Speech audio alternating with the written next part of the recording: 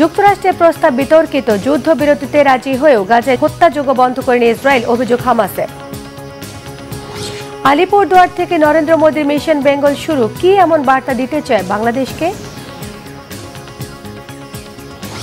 যুক্তরাষ্ট্রে শুল্ক নীতি পুনর্বহাল করেছে আপিল বিভাগ, আবার অনিশ্চয়তার আশঙ্কায় বৈশ্বিক পুঁজিবাজার।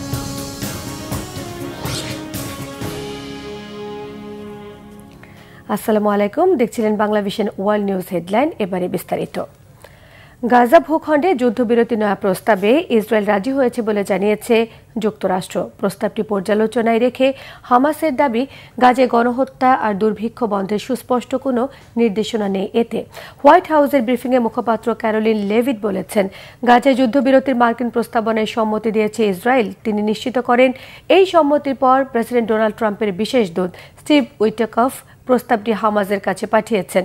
প্রস্তাবের বিস্তারিত জনসম্মুখে প্রকাশ করা না হলেও এতে গাজাবাসীর দাবি আর দখলদার ইসরায়েলি বাহিনীর হামলা বন্ধের আকাঙ্ক্ষা আমলে নেওয়া হয়নি বলে মন্তব্য করেছেন হামাসের রাজনৈতিক শাখার সদস্য বাসেম নাইম।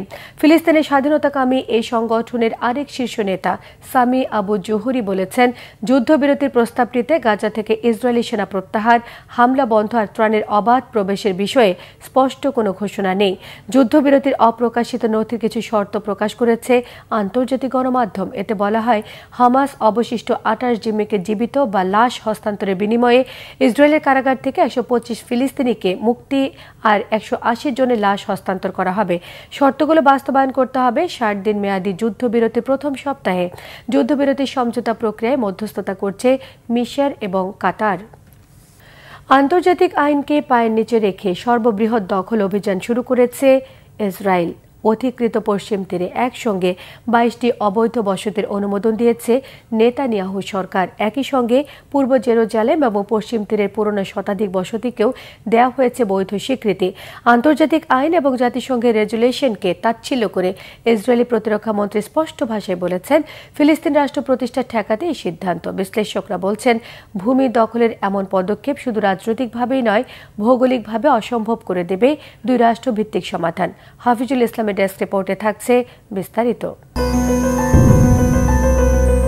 ফিলিস্তিন দখলের স্বপ্ন পূরণের দিকে এখন প্রকাশ্যে এগিয়ে যাচ্ছে ইসরায়েল। অধিকৃত পশ্চিম তীরে একসঙ্গে 22টি নতুন বসতি স্থাপনের ঘোষণা দিয়েছে তেল আবিব। সম্পূর্ণ বেআইনি প্রকল্পটি সাম্প্রতিক ইতিহাসে জায়নবাদী সরকারের সবচেয়ে বড় দখলদারি পদক্ষেপ। এর সঙ্গে গত কয়েক বছরে পূর্ব জেরুজালেম ও পশ্চিম তীরে গড়ে ওঠা শতাধিক অবৈধ বসতিগুলোকেও আইনি স্বীকৃতির মাধ্যমে দেয়া হল পূর্ণ বৈধতা। বিশ্লেষকদের আশঙ্কা, ভূমি দখলের নিখুঁত ষড়যন্ত্রের মধ্য দিয়ে স্বাধীন ফিলিস্তিন রাষ্ট্র গঠনের সম্ভাবনাকে একরকম ছিন্ন ভিন্ন করে দিচ্ছে নেতানিয়াহুর উগ্র ডানপন্থী সরকার। আন্তর্জাতিক আইনকে বুড়ো আঙুল দেখিয়ে ইসরায়েলি ভূমিদস্যুতার ফলে অচিরেই কি মানচিত্র থেকে মুছে যাবে ফিলিস্তিনের চিহ্ন? ইসরায়েলের বিরুদ্ধে নিষেধাজ্ঞা আরোপ ও কঠোর অবস্থানে যাওয়ার হুঁশিয়ারি দিয়েছে ইইউর একাধিক সদস্য রাষ্ট্র, আরব লীগ, ওআইসি এবং মধ্যপ্রাচ্য ও ইউরোপের অন্তত 20টি দেশ ও আন্তর্জাতিক সংস্থা। সেই হুমকিতে ইসরায়েলের অবস্থানে আসেনি বড় কোনো পরিবর্তন। আগামী জুন মাসে নিউ ইয়র্কে অনুষ্ঠিত হবে জাতিসংঘের উচ্চ পর্যায়ের সম্মেলন। সেখানে ফিলিস্তিনকে স্বাধীন রাষ্ট্র হিসেবে স্বীকৃতি দেওয়া ও দুই রাষ্ট্রভিত্তিক সমাধানে আন্তর্জাতিক মহলের জোর চেষ্টার সম্ভাবনা রয়েছে। এর মাঝেই সামনে আসলো দখলকৃত পশ্চিম তীরে ইসরায়েলের নতুন বসতি স্থাপনের ঘোষণা।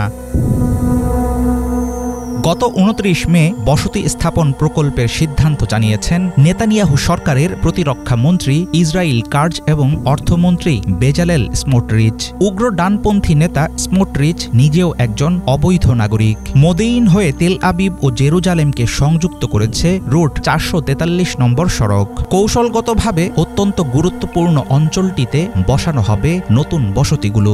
এর ফলে পশ্চিম তীরের ফিলিস্তিনি জনগণের চলাচল ও জীবনধারায় পড়বে মারাত্মক প্রভাব। এমন সিদ্ধান্ত হঠাৎ নেওয়া হয়নি। বিবিসির প্রতিবেদনে বলা হয়, প্রায় সপ্তাহ দুয়েক আগে বিশ্বের নজর যখন গাজায় চলমান গণহত্যার দিকে, তখন এক গোপন মন্ত্রিসভা বৈঠকে দেয়া হয় প্রকল্পের অনুমোদন। 1967 সালের 6 দিনের যুদ্ধে পশ্চিম তীর, পূর্ব জেরুজালেম, গাজা ও গোলান মালভূমি দখল করে ইসরায়েল। আন্তর্জাতিক আইন অনুযায়ী এসব অঞ্চলসমূহে বসতি স্থাপন সম্পূর্ণ অবৈধ, কিন্তু আইন অমান্য করে এখন পর্যন্ত পশ্চিম তীর ও পূর্ব জেরুজালেমে প্রায় 160টি বসতি স্থাপন করেছে ইসরায়েল, যেখানে বসবাস করছে 7 লাখের বেশি ইসরায়েলি। এর বাইরেও রয়েছে আরও শতাধিক আউটপোস্ট। চলমান পরিস্থিতিতে নেতানিয়াহু প্রশাসনের তীব্র নিন্দা জানিয়েছে ফিলিস্তিনি কর্তৃপক্ষ ও গাজার সশস্ত্র গোষ্ঠীগুলো। তাদের দাবি, এই সিদ্ধান্ত সহিংসতা ও অস্থিরতার বিপজ্জনক উস্কানি। কোনোরকম কূটনৈতিক ভনিতা ছাড়া ইসরায়েলি প্রতিরক্ষা মন্ত্রী কার্জ জানিয়েছেন, ফিলিস্তিনি রাষ্ট্রের সম্ভাবনাকে শেষ করতেই নেওয়া হয়েছে এই পদক্ষেপ। তার এমন নগ্ন স্বীকারোক্তির মাধ্যমে পরিষ্কার বোঝা যাচ্ছে, দুই রাষ্ট্র সমাধানের পথকে চিরতরে বন্ধ করাই ইসরায়েলের মূল লক্ষ্য। মানবাধিকার সংস্থা পিস নাও বলছে, ইসরায়েল এখন আর দখলদারিত্বের বিষয়টি আড়াল করছে না, খোলাখুলি তারা চালাচ্ছে দখল অভিযান। ফিলিস্তিনি ভূমি দখলের এমন দুঃসাহসী ষড়যন্ত্রের মাধ্যমে গোটা মধ্যপ্রাচ্যকে নতুন সংকটে ফেলবে ইসরায়েল। সেক্ষেত্রে শুধু রাজনৈতিকভাবে নয়, বরং ভৌগোলিকভাবেও অসম্ভব হয়ে দাঁড়াবে দুই রাষ্ট্রভিত্তিক সমাধান। হাফিজুল ইসলাম, বাংলা ভিশন। পশ্চিমবঙ্গের আলিপুরদুয়ার থেকে বিজেপির মিশন বেঙ্গল প্রচারণা শুরু করেছেন ভারতের প্রধানমন্ত্রী নরেন্দ্র মোদী। 2026 সালের বিধানসভা নির্বাচনকে সামনে রেখে এই কর্মসূচি শুরু হলেও রাজনৈতিক বিশ্লেষকদের মতে এর মধ্য দিয়ে বাংলাদেশকেও একটি কৌশলগত বার্তা দেওয়া হয়েছে। বাংলাদেশ সীমান্ত ঘেঁষা আলিপুরদুয়ারকে মোদীর সভার স্থান হিসেবে বেছে নেওয়ার সিদ্ধান্ত আসে সরাসরি প্রধানমন্ত্রীর কার্যালয় থেকে। বিস্তারিত ডেস্ক রিপোর্টে। পশ্চিমবঙ্গের আলিপুর দুয়ার থেকে বিজেপির মিশন বেঙ্গল কর্মসূচির সূচনা করেছেন ভারতের প্রধানমন্ত্রী নরেন্দ্র মোদী। এই প্রচারণা মূলত 2026 সালের বিধানসভা নির্বাচনের প্রস্তুতির অংশ হলেও রাজনৈতিক বিশ্লেষকদের মতে এর মাধ্যমে মোদী বাংলাদেশকে উদ্দেশ্য করে একটি স্পষ্ট ও কঠোর বার্তা দিতে চাচ্ছেন। हमारी सेना ने उनको सिंदूर की शक्ति का एहसास करा दिया। ভারতীয় সংবাদ মাধ্যম দ্য টেলিগ্রাফ ইন্ডিয়ার এক প্রতিবেদনে বলা হয়, প্রধানমন্ত্রী নরেন্দ্র মোদী তার গুরুত্বপূর্ণ নির্বাচনী সভার জন্য আলিপুর দুয়ারকে বেছে নিয়েছেন, যা বাংলাদেশ সীমান্তের কাছাকাছি অবস্থিত। এদিকে সভার স্থান নির্ধারণের সিদ্ধান্ত এসেছে সরাসরি প্রধানমন্ত্রীর কার্যালয় থেকে। সভাটি অনুষ্ঠিত হয় 29 মে বৃহস্পতিবার। এদিকে কোচবিহার থেকে মোদীর সভায় আসার পথে বাধা ও বিজেপি কর্মীদের বাসে ভাঙচুরের ঘটনাও ঘটেছে। বিশ্লেষকদের মতে আলিপুর দুয়ারের ভৌগোলিক অবস্থান কৌশলগত দিক থেকে অত্যন্ত তাৎপর্যপূর্ণ। এটি হাসিমারা বিমান ঘাঁটির নিকটে অবস্থিত। এই বিমান ঘাঁটি সম্প্রতি পাকিস্তানের সঙ্গে 4 দিনব্যাপী সংঘর্ষে ভারতের বিমান শক্তি প্রদর্শনে গুরুত্বপূর্ণ ভূমিকা পালন করেছে বলে দাবি করা হয়। বিশ্লেষকদের মতে এর মাধ্যমে ভারত নিজেদের সামরিক শক্তি তুলে ধরতে চায়।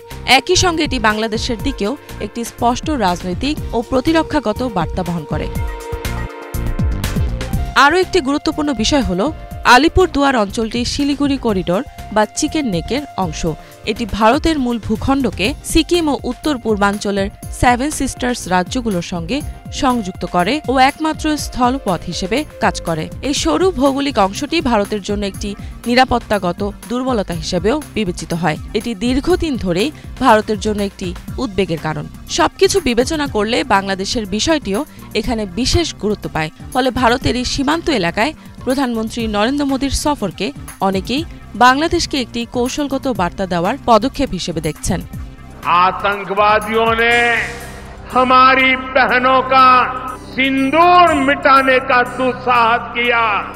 সভায় মোদী তার ভাষণে দুর্নীতি, কেন্দ্রীয় প্রকল্প রূপায়ণে গড়িমসি ও অপারেশন সিঁদুরের সফল বাস্তবায়নের প্রসঙ্গ তুলে ধরে পশ্চিমবঙ্গের মুখ্যমন্ত্রী মমতা বন্দ্যোপাধ্যায়ের সরকারকে কটাক্ষ করেন। একই সঙ্গে তিনি রাজ্যে বিজেপির সংগঠন মজবুত করার উপর গুরুত্ব দেন।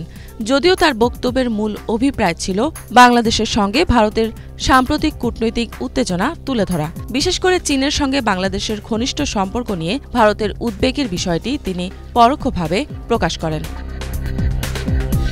তিনি আরও বলেন, 2019 সালের লোকসভা নির্বাচনের পরে বিজেপি দুটি নির্বাচনে কিছুটা ভালো ফল অর্জন করলেও তা বড় কোনো জয় হিসেবে বিবেচিত হয়নি। রাজ্যে দলের নেতৃত্বে পরিবর্তন আনা ও শুভেন্দু অধিকারীর ওপর ভরসা রাখার পরও পশ্চিমবঙ্গ বিজেপির অবস্থানে উল্লেখযোগ্য উন্নতি হয়নি। 2021 সালের বিধানসভা নির্বাচনে বিজেপি উত্তরবঙ্গে 30টি আসন পেলেও পরবর্তী কয়েক বছরে তার মধ্যে 5টি আসন তৃণমূল কংগ্রেসে চলে যায়। ফলে মোদি এখন এই অঞ্চলে বিজেপির হারানো প্রভাব পুনরুদ্ধার করতে আগ্রহ প্রকাশ করেন। মোদি এ সফর শেষে 2026 সালের বিধানসভা নির্বাচনের জন্য বিজেপির পক্ষ থেকে একটি বড় প্রচার অভিযানের ঘোষণা দেন। যদিও ধারণা করা হচ্ছে আলিপুরদুয়ারে মোদির এই সভার মাধ্যমে বাংলাদেশকে ভারতের ক্ষমতা প্রদর্শনের একটি বার্তা দেওয়া হয়েছে। भारत पर आतंकी हमला हुआ तो दुश्मन को उसकी बड़ी कीमत चुकानी पड़ेगी। জনসভায় যোগ দেওয়ার আগে মোদি কোচবিহার ও আলিপুরদুয়ার জেলার জন্য 1100 কোটি রুপিরও বেশি বাজেটের একটি গ্যাস প্রকল্পের ভিত্তিপ্রস্তর স্থাপন করেন। এই প্রকল্পের মাধ্যমে প্রায় 2.5 লক্ষ পরিবার গ্যাস সংযোগ পাবে। পাশাপাশি দেশটিতে স্থানীয় স্তরে নতুন চাকরির সুযোগ সৃষ্টি হবে। কলকাতা শহরের পরিবর্তে রাজ্যের দুটি প্রান্তিক জেলাকে বেছে নেওয়ার মাধ্যমে এই এলাকার কৌশলগত গুরুত্ব তুলে ধরে কেন্দ্র সরকার। একই সঙ্গে বিজেপি এর মাধ্যমে কলকাতার দিকে প্রভাব বিস্তার করার কৌশল নিচ্ছে। আর এই অঞ্চল থেকে বাংলাদেশের নজর রাখা ও কার্যকলাপ পরিচালনা করা সহজ। ইফাত জাহান, বাংলাভিশন। বিদেশি শিক্ষার্থীদের জন্য যুক্তরাষ্ট্রের ভিসা সাক্ষাৎকার অনির্দিষ্টকালের জন্য স্থগিত ঘোষণা করায় অনিশ্চয়তায় পড়েছে হাজারো বিদেশি শিক্ষার্থীর ভবিষ্যৎ। ট্রাম্প প্রশাসনের হঠাৎ বদলে যাওয়া নীতির খেসারত দিচ্ছে হাজারো মেধাবী তরুণ। কষ্ট করে পাওয়া বিশ্ববিদ্যালয়ে ভর্তির সুযোগ এখন শুধুই হতাশার গল্প। যদিও বিশেষজ্ঞদের অনেকে মনে করছেন এমন সিদ্ধান্তের জেরে উল্টো ক্ষতির মুখেই পড়তে পারে যুক্তরাষ্ট্রের অর্থনীতি। বিস্তারিত মীর ফজলে রাব্বির ডেস্ক রিপোর্টে। যুক্তরাষ্ট্রের কলম্বিয়া বিশ্ববিদ্যালয়ে মাস্টার্স করার স্বপ্ন দেখেছিলেন 28 বছর বয়সী এই ভারতীয় শিক্ষার্থী। নিজের চেষ্টা ও মেধার জোরে সেই সুযোগও পেয়েছিলেন তিনি। কিন্তু বিদেশি শিক্ষার্থীদের জন্য ট্রাম্প প্রশাসনের কড়া বিধিনিষেধ আরোপের পর এখন অনিশ্চয়তায় পড়ে গেছে তার ভবিষ্যৎ।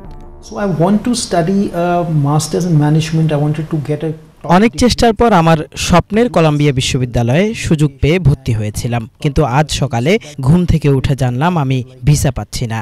আমি সত্যিই অনেক ভেঙে পড়েছি। আমি জানি না এখন আমি কি করব। আমরা স্বপ্ন পূরণের জন্য কঠোর পরিশ্রম করি, অথচ আপনি রাতারাতি নিয়ম পরিবর্তন করে ফেললেন। এটি গ্রহণযোগ্য নয়। এভাবে আপনি শিক্ষার্থীদের জীবন ও ক্যারিয়ার নিয়ে খেলতে পারেন না। গত 28 মে বিদেশি শিক্ষার্থীদের জন্য যুক্তরাষ্ট্রের ভিসা সাক্ষাৎকার অনির্দিষ্টকালের জন্য স্থগিত ঘোষণা করে বিজ্ঞপ্তি দেয় দেশটির পররাষ্ট্র দপ্তর। একই সঙ্গে ভিসা আবেদনকারীদের সামাজিক যোগাযোগ মাধ্যম যাচাই বাছাইয়ের সময়সীমাও বাড়ানো হয়। আন্তর্জাতিক শিক্ষার্থীদের প্রতি ট্রাম্প প্রশাসনের এই কঠোর অবস্থানের জেরে এখন হুমকির মুখে হাজারো শিক্ষার্থীর ভবিষ্যৎ। বছরের পর বছর চেষ্টা করে ভিসা, স্কলারশিপ এবং এক অজানা আশার পথে পা বাড়ানো, কিন্তু আজ সবকিছুই অনিশ্চিত। তারা শুধু চেয়েছিল একটি ভালো ক্লাসরুম, কিছু ভালো শিক্ষক আর একটুখানি স্বপ্ন দেখার অধিকার। কিন্তু এখন সেই অধিকারও যেন বিলাসিতা। ফলে যুক্তরাষ্ট্রকে এড়িয়ে এখন অন্য দেশের কথা ভাবছেন অনেকেই। এমনটাই জানালেন এই চীনা শিক্ষার্থী। আসলে এটি একটি অযৌক্তিক সিদ্ধান্ত। বিষয়টি নিয়ে সবাই খুব উদ্বিগ্ন। আমার ভিসা প্রক্রিয়া এখনো শুরু হয়নি। আমার মার্কিন যুক্তরাষ্ট্রে যাওয়া উচিত কিনা তা পুনর্বিবেচনা করতে হতে পারে। যদি আমি সত্যি যুক্তরাষ্ট্রে যেতে না পারি, তাহলে আমার কাছে ইংল্যান্ডের একটি বিশ্ববিদ্যালয় থেকে ভালো প্রস্তাব আছে, তাই আমি সম্ভবত সেখানেই যাব। ট্রাম্প প্রশাসন যুক্তরাষ্ট্রের বড় বড় বিশ্ববিদ্যালয়ের ওপর কিছু পরিবর্তন চাপিয়ে দিতে চাইছে। ফলে বিশ্বজুড়ে নতুন বিদেশি শিক্ষার্থীদের মার্কিন ভিসা দেওয়া আপাতত বন্ধ রাখা হয়েছে। তবে বিশেষজ্ঞদের অনেকে মনে করছেন এমন সিদ্ধান্তের জেরে উল্টো ক্ষতির মুখে পড়বে যুক্তরাষ্ট্রের অর্থনীতি। গত অর্থ বছরে আন্তর্জাতিক শিক্ষার্থীরা যুক্তরাষ্ট্রের অর্থনীতিতে প্রায় $44 বিলিয়ন অবদান রেখেছেন। এছাড়াও প্রায় 4 লাখ কর্মসংস্থান সরাসরি বা পরোক্ষভাবে তাদের কারণে সৃষ্টি হয়েছে। ভিসা বাতিল ও কঠোর নীতির ফলে এই অর্থনৈতিক অবদান উল্লেখযোগ্যভাবে কমে যেতে পারে। অনেক বিশ্ববিদ্যালয় তাদের বাজেটের বড় অংশই বিদেশি শিক্ষার্থীদের টিউশন ফি থেকে পায়। বিদেশি শিক্ষার্থীর সংখ্যা কমে গেলে বিশ্ববিদ্যালয়গুলো আর্থিক সংকটে পড়বে। বিশেষ করে ছোট বা কম জনপ্রিয় প্রতিষ্ঠানগুলো বন্ধ হওয়ার ঝুঁকিতে পড়বে। ট্রাম্প প্রশাসনের এমন সিদ্ধান্তের কারণে ক্ষতিগ্রস্ত হতে পারে যুক্তরাষ্ট্রের গবেষণা খাত। যুক্তরাষ্ট্রের অনেক উচ্চশিক্ষা ও গবেষণা কার্যক্রম আন্তর্জাতিক শিক্ষার্থীদের উপর নির্ভরশীল। এসব ক্ষেত্রে মাস্টার্স পর্যায়ের 50 থেকে 70% শিক্ষার্থী বিদেশি। তাদের সংখ্যা কমলে গবেষণা ও উদ্ভাবনী কার্যক্রম দুর্বল হয়ে পড়বে। যুক্তরাষ্ট্রের অনেক সফল স্টার্টআপের প্রতিষ্ঠাতা আন্তর্জাতিক শিক্ষার্থী ছিলেন। তাদের সংখ্যা কমে গেলে নতুন উদ্যোগ, উদ্ভাবন ও প্রযুক্তিগত অগ্রগতি বাধাগ্রস্ত হবে। কেবল অর্থনীতি বা গবেষণা নয়, বিদেশি শিক্ষার্থীরা ক্যাম্পাসে যে বৈচিত্র্য ও বৈশ্বিক দৃষ্টিভঙ্গি নিয়ে আসে তা থেকেও বঞ্চিত হবে যুক্তরাষ্ট্র। ডোনাল্ড ট্রাম্পের নির্বাচনী প্রতিশ্রুতি ছিল আমেরিকা ফার্স্ট নীতি, কিন্তু একটা দেশের সবচেয়ে বড় শক্তি তার ভবিষ্যৎ প্রজন্ম। যদি সেই প্রজন্ম মুখ ফিরিয়ে নেয় তাহলে সেই দেশ ভবিষ্যৎ বানাবে কিভাবে, এমন প্রশ্নই রাখছেন স্বপ্নাতুর বিদেশি শিক্ষার্থীরা। মীর ফজলে রাব্বি, বাংলা ভিশন। যুক্তরাষ্ট্রের ফেডারেল আদালতের স্থগিতাদেশে 24 ঘণ্টা না যেতে বিতর্কিত শুল্ক নীতি পুনর্বহাল করেছে আপিল বিভাগ। ফলে বহাল থাকলেও যুক্তরাষ্ট্রে রপ্তানি করা পণ্যে বাড়তি শুল্কের বোঝা। এতে আবার অনিশ্চয়তার আশঙ্কায় পড়েছে বৈশ্বিক পুঁজিবাজার। দুটি মামলায় বাণিজ্য আদালতের 3 সদস্যের বেঞ্চ ট্রাম্পের বিতর্কিত বাণিজ্য নীতি স্থগিত করার পরদিন বৃহস্পতিবারে পরিস্থিতি পাল্টে যায়। হোয়াইট হাউসের আপিল ধারাবাহিকতায় ওই স্থগিতাদেশ প্রত্যাহার হয়েছে। ওয়াশিংটনের ফেডারেল সার্কিট আপিল কোর্ট জানায়, আপাতত অস্থায়ী সময়ের জন্য নিম্ন আদালতের স্থগিতাদেশ কার্যকর করা যাবে না। মামলার বাদীদের 5 জুনের মধ্যে আর ট্রাম্প প্রশাসনকে 9 জুনের মধ্যে জবাব দিতে বলেছে আপিল আদালত। বাড়তি শুল্ক আরোপের স্থগিতাদেশের খবরে বুধবার যুক্তরাষ্ট্রের নিউ ইয়র্ক স্টক এক্সচেঞ্জ ছাড়াও নাসদাক, নিক্কি, সাংহাই, হংকং, ভারত সহ দেশে দেশে পুঁজিবাজারগুলোতে সূচকের উত্থানে দিন শেষ হয়। পরদিন বিতর্কিত শুল্ক আরোপ আবার পুনর্বহাল হওয়ায় পুঁজিবাজারে নেতিবাচক প্রভাব পড়ার আশঙ্কা করছেন বিশ্লেষকরা।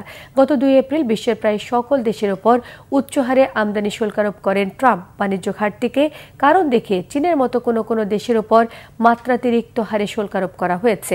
বিশ্ববাজারে চরম অস্থিতিশীল পরিস্থিতি তৈরি হয় এতে। ভয়াবহ দাবানলে পড়ছে কানাডার মধ্য এবং পশ্চিমাঞ্চল। এরই মধ্যে অগ্নিদগ্ধ হয়ে মারা গেছেন ম্যানিটাবা সম্প্রদায়ের 2 জন। কানাডা জুড়ে 166টিরও বেশি দাবানল সক্রিয়ভাবে জ্বলছে। কলম্বিয়া, আলবার্টা, সাসকাচুয়ান, ম্যানিটাবা, অন্টারিও সহ 14টি এলাকায় এরই মধ্যে আগুন নিয়ন্ত্রণের বাইরে চলে গেছে। ঘটনার জেরে দেশটির ম্যানিটাবা জরুরি অবস্থা জারি করা হয়েছে। স্থানীয় প্রশাসন জানায়, বাসিন্দাদের স্থানান্তর, অগ্নি নির্বাপনে সহায়তা করার জন্য কানাডিয়ান সশস্ত্র বাহিনী ম্যানিটাবায় মোতায়েন করা হচ্ছে। এ অবস্থায় 17,000-এরও বেশি মানুষকে অন্যত্র সরে যাবার নির্দেশ দেওয়া হয়েছে। এছাড়াও আলবার্টা প্রদেশের কিছু এলাকা থেকে তেল এবং গ্যাস উত্তোলন বন্ধ রাখা হয়েছে। জলবায়ু এবং তীব্র বাতাসের কারণে দাবানল তীব্র হয়ে উঠেছে। ব্রিটেনের গ্লুচেস্টারে চিজ রোলিং প্রতিযোগিতায় প্রতি বছর অংশগ্রহণ করে কয়েকশো রোমাঞ্চ প্রেমী। বলা হয়ে থাকে বিশ্বের সবচেয়ে বিপজ্জনক এবং রোমাঞ্চকর খেলার মধ্যে এটি একটি। প্রথা অনুযায়ী পাহাড়ের ওপর থেকে ছেড়ে দেওয়া একটি পনিরের পেছনে ছোটেন অংশগ্রহণকারীরা। এখানে যেমন থাকে প্রতিযোগিতায় জেতার উত্তেজনা, তেমনি থাকে গুরুতর আহত হবার ভয়। তবে সকল বিপদ উপেক্ষা করেই গ্রামবাসীরা প্রতি বছর এই প্রতিযোগিতায় অংশগ্রহণ করে যাচ্ছেন। চন্দ্রিকা মজুমদারের ডেস্ক রিপোর্ট। এভাবেই পাহাড়ের চূড়া থেকে ঝাঁপ দিয়েছে তারা। সবার আগে পাহাড়ের তলায় এসে যে চিজ দখলে নিতে পারে সেই হন বিজয়ী। 1 শতাব্দীরও বেশি সময় ধরে চলা এই চিজ রোলিং প্রতিযোগিতায় প্রতি বছরই নামে শত শত রোমাঞ্চ প্রেমীদের ঢল। ব্রিটিশরা তাদের স্প্রিং ব্যাক হোলিতে পালন করে এমনই অদ্ভুত উপায়ে। ইংল্যান্ডের গ্লুচেস্টারের কাছে ব্রকওয়ার্থে অবস্থিত কুপার্স হিলে আয়োজন হয় এই প্রতিযোগিতার। অংশগ্রহণকারীরা ডাবল গ্লুচেস্টার পনিরের চাকার পেছনে ছুটতে 180 মিটার উঁচু পাহাড়টির চূড়া থেকে দৌড়ানো শুরু করে। প্রথমে পনিরের চাকাটিকে পাহাড়ের চূড়া থেকে নিচে পাঠানো হয়। গড়িয়ে গড়িয়ে নামতে থাকা সেই 8 পাউন্ডের পনিরের পেছনে দৌড়াতে থাকে প্রতিযোগীরা। এবছর সব বাধা পেরিয়ে তৃতীয় রাউন্ডে প্রথম স্থান দখল করেন ব্যারন স্মিথ। গ্রামবাসী এই খেলাটি খুব উপভোগ করে, তবে সবাই জিততে পারে না। টানা 3 বছর ধরে খেলাটিতে টম কুপার জিতে আসছে। খুব দ্রুতগতির লোক তিনি, এজন্যই আমি তার সাথে দৌড়ের প্রতিযোগিতায় নামতে চাইনি। এজন্য একটু অপেক্ষা করে তৃতীয়বারের দৌড়ে অংশগ্রহণ করলাম এবং আমি খুবই খুশি যে আমি জিততে পেরেছি। এই প্রতিযোগিতায় যেমন রয়েছে রোমাঞ্চ, তেমনি রয়েছে বিপদ। 45 ডিগ্রি খাড়া পাহাড়ের ঢাল বেয়ে নামতে গিয়ে অনেকেই হারিয়েছেন হাত পা। এর জন্য সেখানে রাখা হয় প্রাথমিক চিকিৎসার ব্যবস্থা। অবস্থা বেশি খারাপ হওয়ার আশঙ্কায় অ্যাম্বুলেন্সের ব্যবস্থাও করা হয়ে থাকে। এই প্রতিযোগিতাটি আমার দারুণ লাগে। গত বছরও আমি এটাতে অংশগ্রহণ করেছিলাম। এবছর আবার এসেছি সবার সাথে টক্কর দিতে। আমার মনে হয় এটি খুবই চমকপ্রদ একটি খেলা। মাঠে নামলেই এক ধরনের উত্তেজনা কাজ করে নিজের ভেতরে। এ সময় গুরুতর আঘাতও লাগতে পারে। তবে সবসময় আমি অপেক্ষা করে থাকি দেখার জন্য যে খেলাটি কিভাবে শেষ হবে। Chandrika Majumdar, Bangla vision, news desk. এই ছিল আজকের মতো। সঙ্গে থাকায় ধন্যবাদ।